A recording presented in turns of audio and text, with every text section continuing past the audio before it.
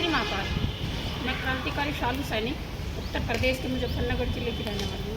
और जितनी भी लावारिस डेड बॉडी होती हैं या कुछ परिवार ऐसे होते हैं जो अपनों का अंतिम संस्कार नहीं कर पाते। भगवान ना करे कि कभी किसी को ये दिन देखना पड़े कि वो अपनों का अंतिम संस्कार ना कर पाए या उनके परिवार का कोई लावारिस हो। लेकिन विधि के विधान होते हैं, होता भी ये सब कुछ। लावारिस भी डेड बॉडी आती हैं और कुछ परिवार ऐसे भी आते हैं जो अपनों मृतकों का अंतिम संस्कार नहीं कर पाते। इस सेवा में पिछले कई वर्षों से 2019 से मैं इस सेवा में लगी हुई हूँ और अब तक 5000 से अधिक लावारिस व जो अपनों के द्वारा ठुकराए गए हैं उन सभी के अंतिम संस्कार विधि विधान से मैं अपने हाथ से कर चुकी हूँ।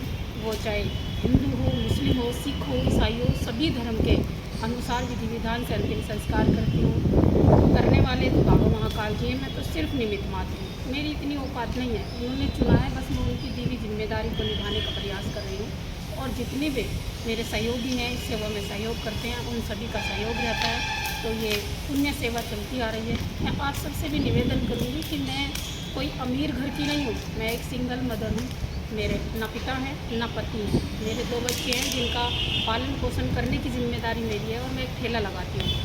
तो मेरे पास भी इतने संसाधन नहीं है। मैं आप सबसे ये निवेदन करना चाहूँगी कि जितनी भी हमारी ये पुण्य आत्माएँ हमारे पास आती हैं उन सब का विधि विधान से अंतिम संस्कार हो सके, उसके लिए आप हमें सपोर्ट भी करें, हमारा साथ भी दें। आप हमें लकड़ी से, घी से, कफन से, सामग्री से, एम्बुलेंस से, गाड़ी से, जैसे भी चाहें वैसे आप हमारी मदद कर सकते हैं, ताकि जो भी हमारे पास पुण्य आत्मा के लिए आए, अंतिम संस्कार के लिए आए, तो हम उनका विधि विधान से अंतिम संस्कार कर सकें। एक अंतिम संस्कार में 5000 रुपये का खर्चा आता है।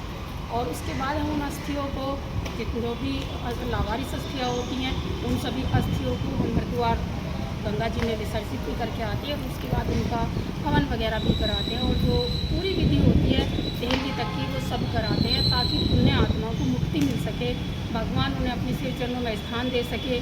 देखिए, कहते हैं कि यहाँ से पवित्र स्थान कोई नहीं है, क्योंकि शिव का वास यहीं पे है। और कहते हैं कि सब में ही शिव होते हैं, तो यहाँ से पवित्र स्थान कोई नहीं होता। हर व्यक्ति को जिसने जन्म लिया है उसका बिल्कुल तय है कि मृत्यु तो उसकी होनी है ज़रूर, और हर व्यक्ति को यहाँ पे आना है।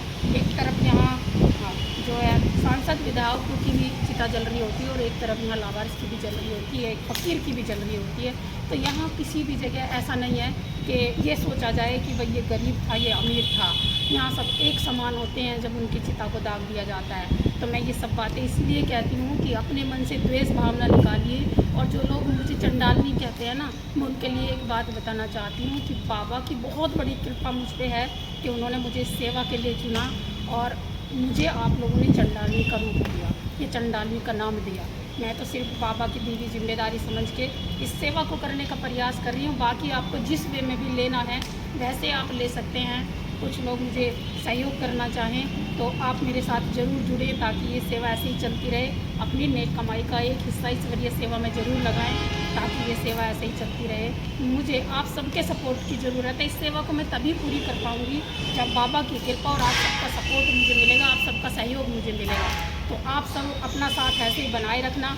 मेरा एक नंबर है 8273189764। आप सब मेरे इस नंबर पर संपर्क भी करना और मुझे सहयोग भी करना। एक चीज़ मैं आपको और बता देना चाहती हूँ कि जितनी भी लावारिस पुण्य आत्माएँ होती हैं, जितनी भी लावारिस हमारे पास डेड बॉडी आती हैं, या फिर कोई परिवारों की ऐसों की आती हैं जो अपनों का अंतिम संस्कार नहीं कर पाते। जो अपनों का अंतिम संस्कार नहीं कर पाते ना, ऐसा ज़रूरी नहीं है कि वो गरीब है। ऐसे भी बोलते हैं कि जो विदेशों में जिनके बच्चे रहते हैं उनका अंतिम संस्कार हम लोग करते हैं।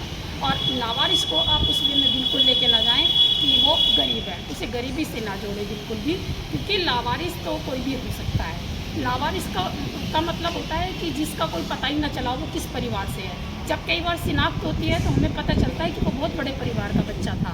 तो मैं आप सबसे निवेदन करना चाहूँगी कि जब अंतिम संस्कार की शिनाख्त होती है ना और उनके परिवार को पता चलता है कि हमने उनके परिवार के मृतक का अंतिम संस्कार विधि विधान से किया पूरा, तो वो बहुत दुआएँ देते हैं और वो दुआएँ आप तक भी पहुँचती हैं, क्योंकि आप इस सेवा में सहयोगी हैं। तो आप सबका परिवार कुशल रहे। मैं तो भगवान जी से प्रार्थना करूँगी कि भगवान जी आपको खूब दें, बाबा महाकाल जी आपको खूब दें, ताकि हमारी ईश्वर सेवा में आप सब मदद कर पाएँ।